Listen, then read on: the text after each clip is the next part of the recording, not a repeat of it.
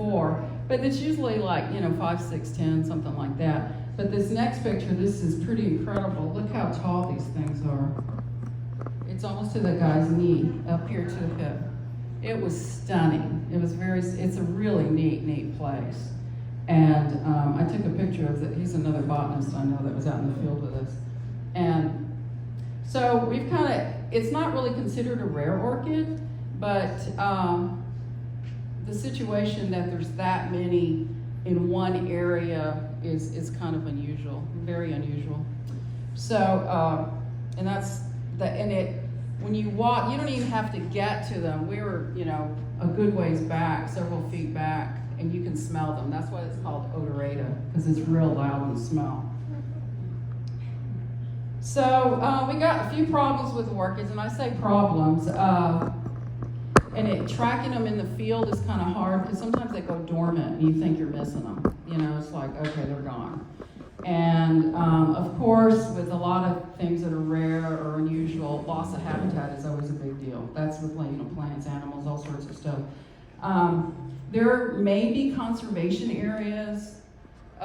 You'll see all sorts of like the Nature Conservancy and places like that. But maybe within that conservation area, it might be a really tiny ecosystem it's just for a particular orchid.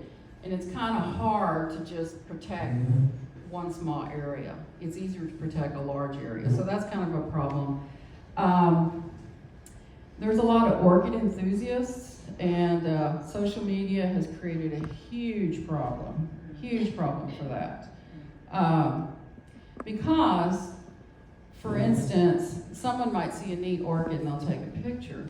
And I don't know if y'all are familiar with iNaturalist. Do you know what that is? Okay, iNaturalist it's an app that you put on your phone, and it's from National Geographic. It is a great source because you snap pictures of it, and it takes a geolocation of where it is, and then you upload it, and you can put it out there, and you say, hey, what is this? Well, what has happened is, it might be a really cool orchid. They put it out there, and they put the geotag on it, and then everybody wants to go out there. And eventually, it'll be gone. Some people are more interested in either having it, taking a photo of it, but not necessarily conserving it. So that's a really big problem. Social media has really created a huge problem with that. I don't post anything. I don't like anything like that. I was on Twitter with an orchid specialist that was out of Guatemala, but that's all I was looking at. All that other political, I don't want any of that kind of stuff. I was just looking at plants. And also there's another app called Reddit, which is anonymous, which is kind of neat. You can get on there and you can join different groups. They call them subs. And you can post pictures like, hey, what is this? And there's, orchids, there's, native plants, non-native plants, all sorts of stuff. And that's kind of helpful because the people can identify it, and it's not really known unless you really say, where it is. So that's a really big problem. And again, their orchids are in more need of legal protection just because, it's just, orchids are just, a group of plants that is part of a bigger ecosystem or a bigger group of plants that, lots of things need to be protected. I'm not a real big protectionist. I'm more into conservation, like let's just kind of help it along, but, we're losing a lot of habitat in that regard. So, okay, here, this is called Malaxis unifolia. We found a big population of those with that first one, that big white one, and it's called unifolia because it only has one leaf. It's not very big, it's probably about this tall. But that's the flower. That's what it looks like. It's all green. It's kind of nondescript. But I get really excited when I see these because it's kind of an indication of pretty good habitat. But what's neat about this is once it's dried up and dead, it still leaves up that little spike, and it's got those little green doodads on here. I want to call them the little flowers. They're persistent and they'll be brown, so you'll know that they're there, so you can come back the next year and see them. And so that's one of our local orchids, and I found quite a few around here. Now here's another one. That's another Spiranthes, and Spiranthes means obviously it's spiral. And that first one was spiral, that big one. This is called tuberosa, and the reason they call it tuberosa, it's got a little potato about this big under it. But it's real tiny, and it's real slight. Sometimes you're walking through the woods, you can barely see it, because it's white, and it's just so tiny, tiny thin.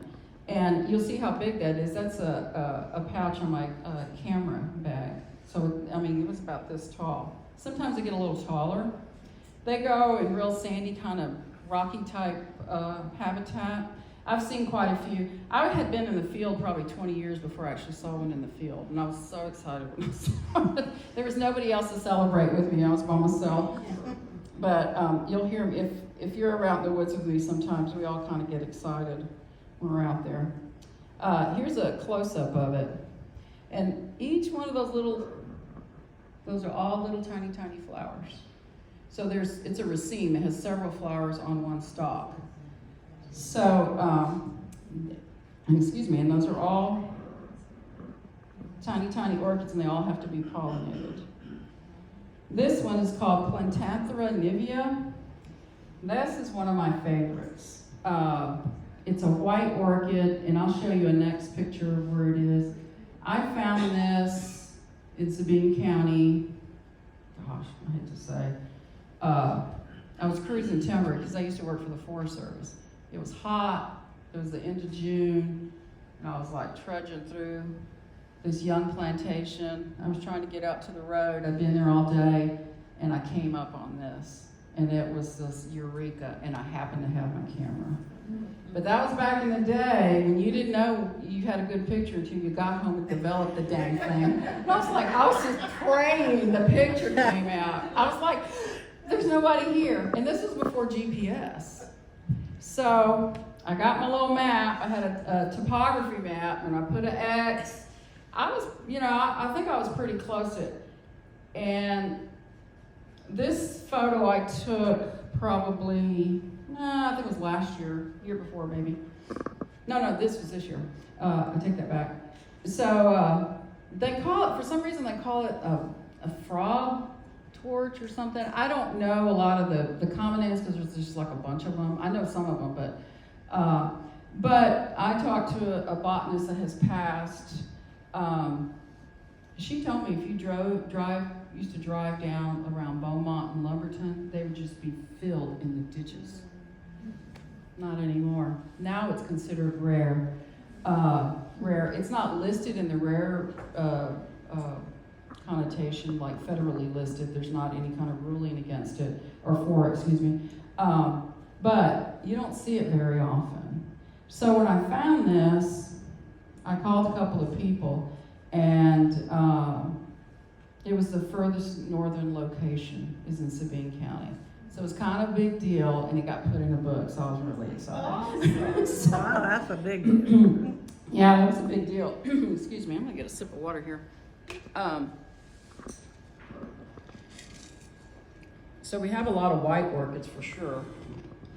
And here's a picture of them kind of in a clump. You'll kind of see them, there'll be like a group of them, and they'll be kind of scattered here and scattered there.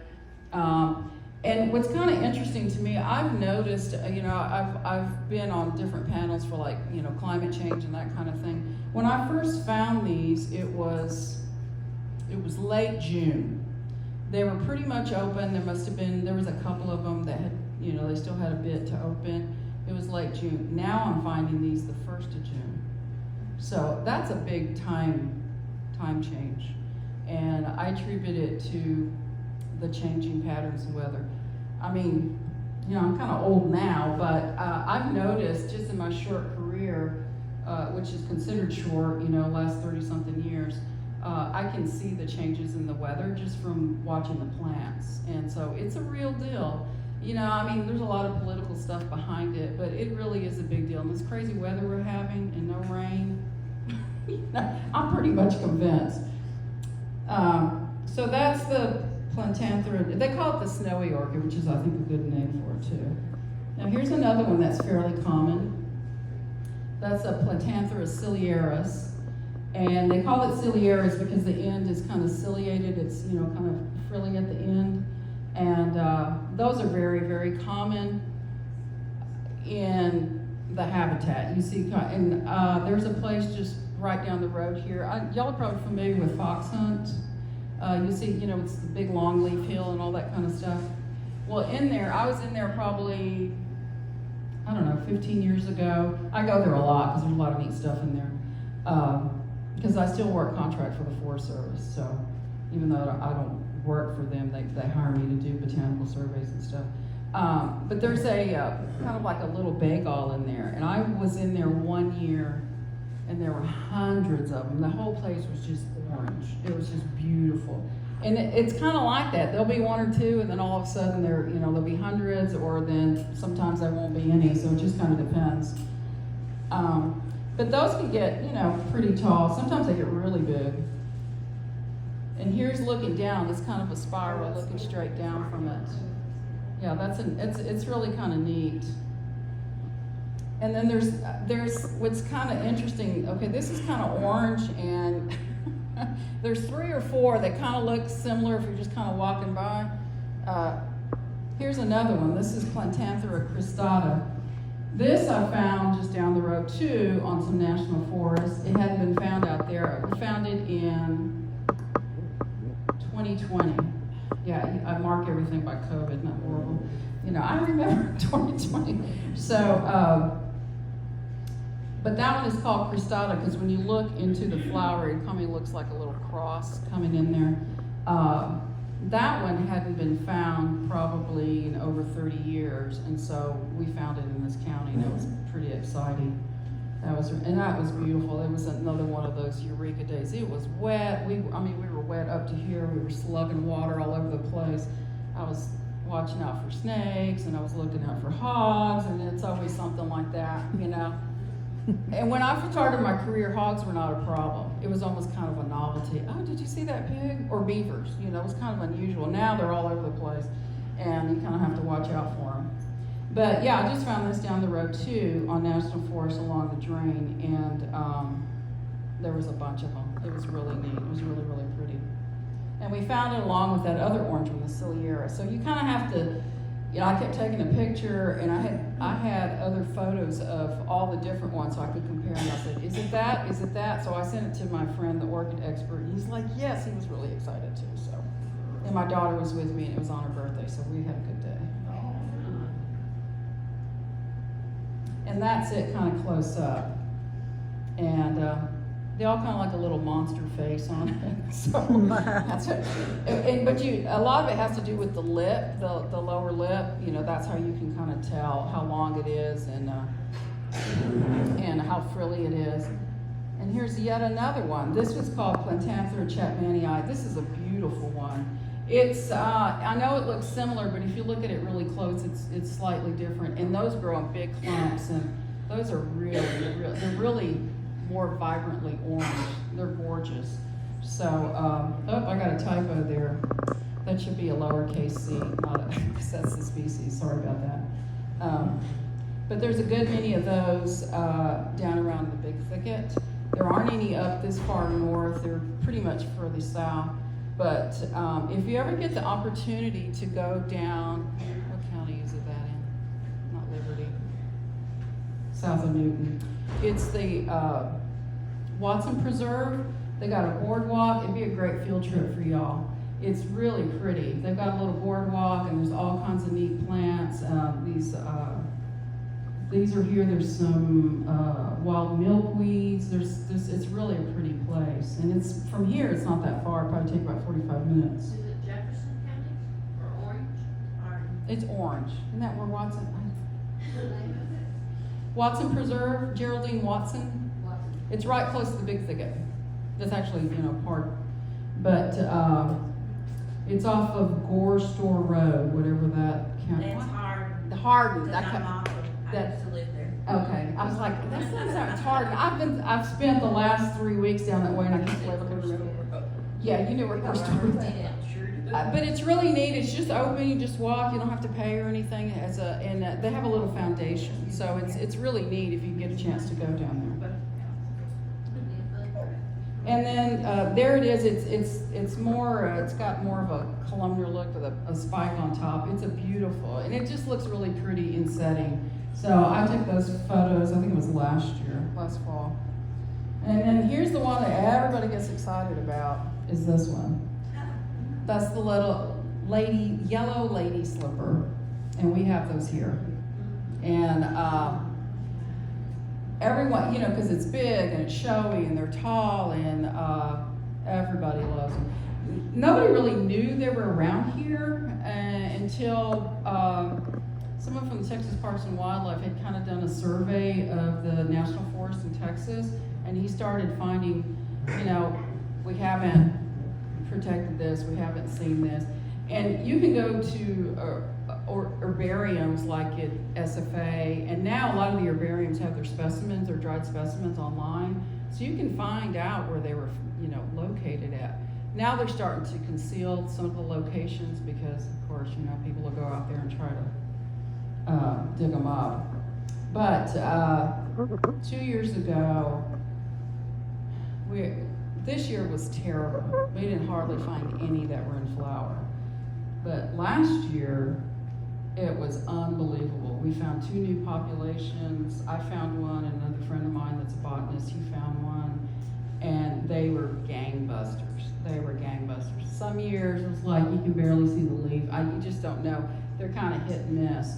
But that's a beautiful flower. And here they kind of come in big clumps like that. And they're tall. I mean, they're pretty tall. You can't miss them.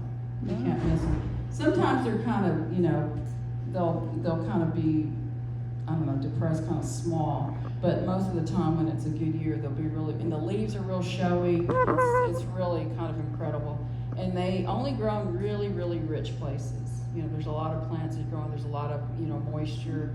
And there's a couple other things that kind of, if we call them indicator species. If you see one other plant, we start looking around. It's like, oh, this could be great habitat for Superpedium. And now, if you go further east, they have purple ones. I would love to find a purple one. We don't have them here, but we only have the yellow ones. But it's fun. It's fun to be hunting around looking for this stuff. Now here's another. It's another tiny Spiranthes. And I'll show you on the next picture. It's taller and it's thinner than that little tiny one that I showed you, but it's itty bitty bitty. And this one's kind of interesting. Starting about December, you'll see the leaves show up in December.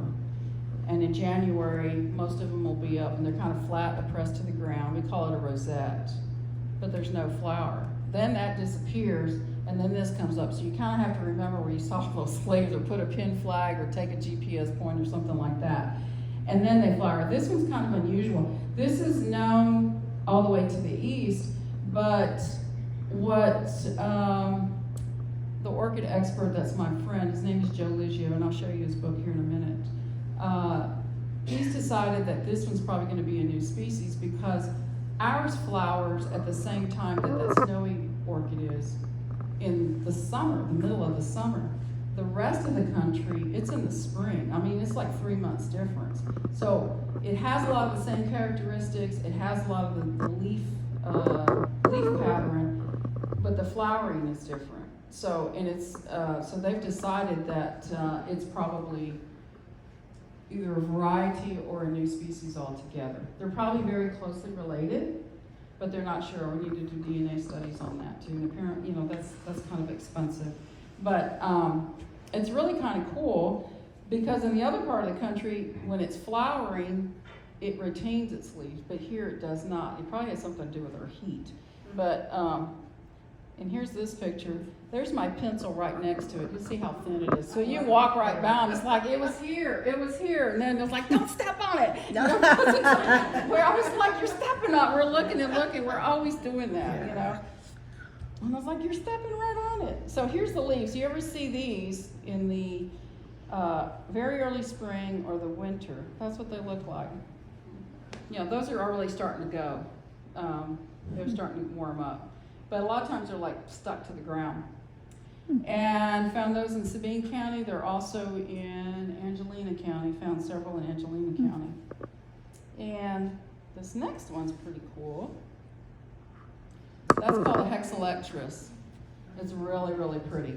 This photo was taken in the Davy Crockett National Forest, and it's several stems, and that's just one individual flower. And it's a really, there's some others, but here, this one, that's the only population that we know of over there. But it's not on any kind of list. So the National Forests watch out for them. They have, they can't just put a species on the endangered species list. It's very difficult.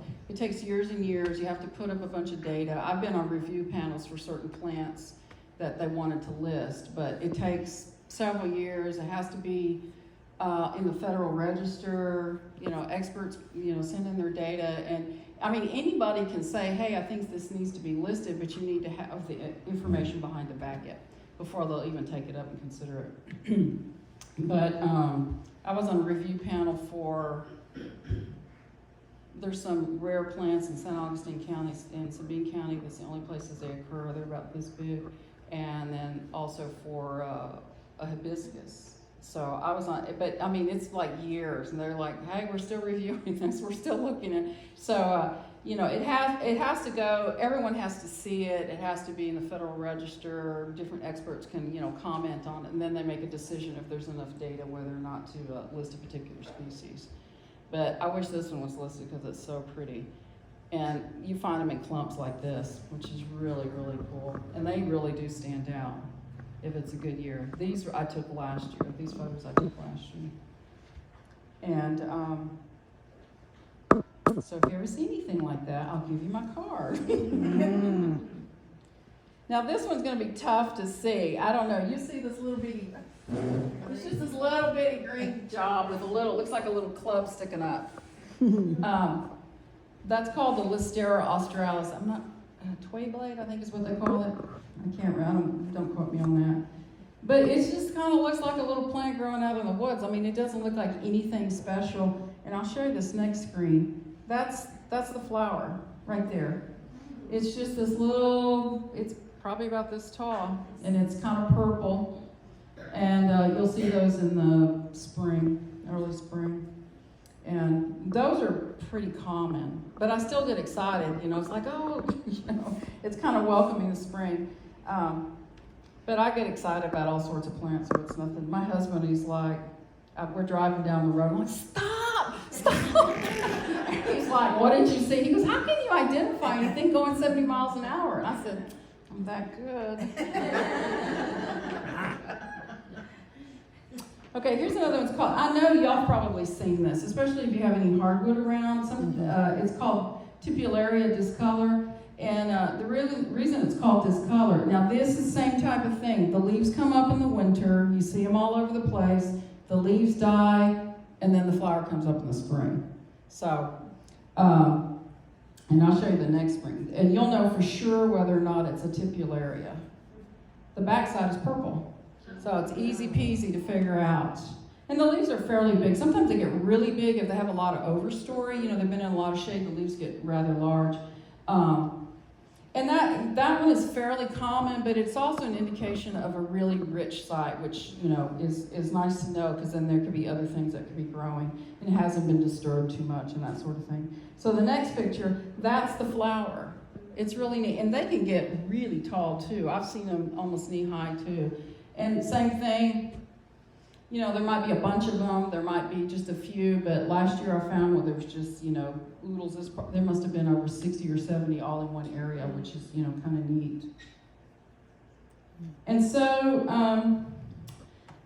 here's a couple things, like how can we help? But, you know, a lot of people's like, I want to help, I want to be able to, there's some really simple things, like for instance, like if you're hiking or you're on a nature path or something like that, you know, stay on the trails, because that's the reason I have the trails, so that people don't go, you know, walking off, because there could be something very rare in there.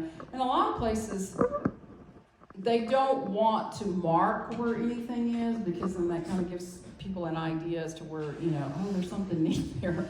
And, you know, donate to a conservation group that, you know, specializes in habitat restoration, because you can restore some of these areas. It takes a lot of work and a lot of time and a lot of expertise, but it can be done. And, you know, I say photographing can harm orchids. Now, as botanists, we think, we kind of have a leg up on everybody else because we know what we're doing, but they're just as bad as anybody else. So, and the reason I say that is, for instance, that yellow lady slipper, there's several locations, but there's one location down here by the boat ramp, by the wilderness area, over here in Sabine County. In Indian Mounds, yes. Well, someone posted it. And it's kind of like the known one. I was like, well, if that's the one that gets trashed, okay, we'll donate that one for everyone. But what happened is, by the time everyone went out there, and then we started seeing it on iNaturals, where everyone's like, oh, I was there. Everybody wants to it's kind of like taking your picture in front of the Eiffel Tower or that kind of thing. People want to tell everybody I was there. I'm not any more impressed than anyone else, but, a lot of people feel like it has a lot, and I want to say it's probably a lot of young people, because they're all into that type of stuff. But anyway, so we went and visited that site a couple of years ago, and it was the strangest thing. Here was the flower. There was nothing else. It was all pressed down. It was all compressed, with people laying over and trying to do it. And you try not to, affect anything else, because truly in nature, that's not how a plant grows, with everything, killed and depressed and broken around it. So, and there was just the flower, and everything just looked like somebody had patted it down. And it's because everybody was trying to get a good photo.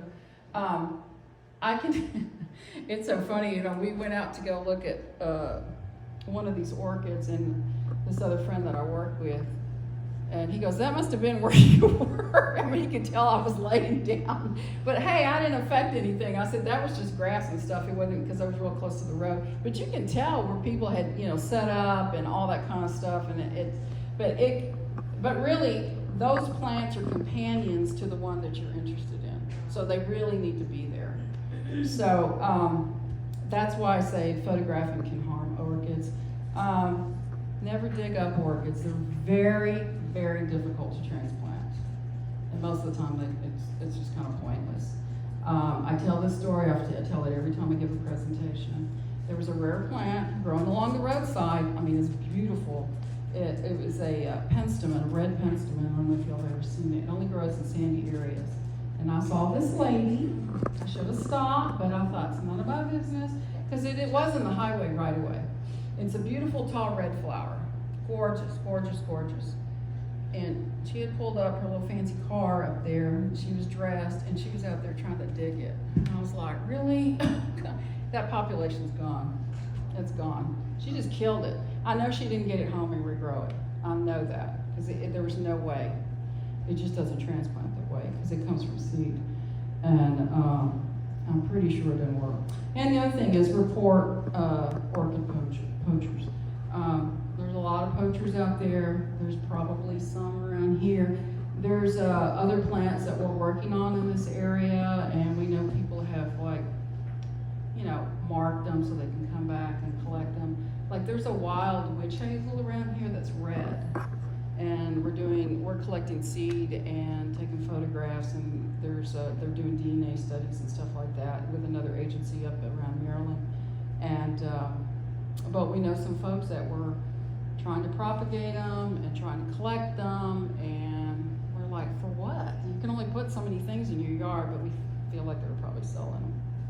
So, not just orchid poachers, but people just, pulling stuff out of the woods. And again, this group of people, they were coming out with trash bags full of plants from just up the road here. Yeah, because we have some really neat stuff here. And, I guess people want a part of it. I have a lot of native plants in my yard. But if you ever see something, I collect, because I have an herbarium in my office. And so I have a lot of specimens and that kind of thing. But it's part of my work. But I also like to have stuff in my yard. But I never take the last one. I take photographs if it's, rare or, that kind of stuff. And a lot of the native stuff I have, it's common. I just have it in my yard. And, let me show. Okay, this book, this fellow lives in Houston. I just spoke to him yesterday. And he made the first really good book of orchids in Texas. It's probably about 20 years old. He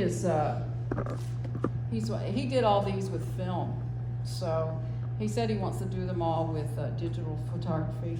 But here's his book. You can still find it. His name is Joe Liggio. He and his wife. His wife has passed. She passed a couple years ago.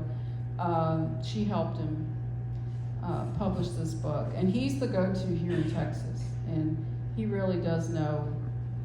He's a very, very, very smart man. He really does know his stuff. So you can still get this book. You can. I think you can find it.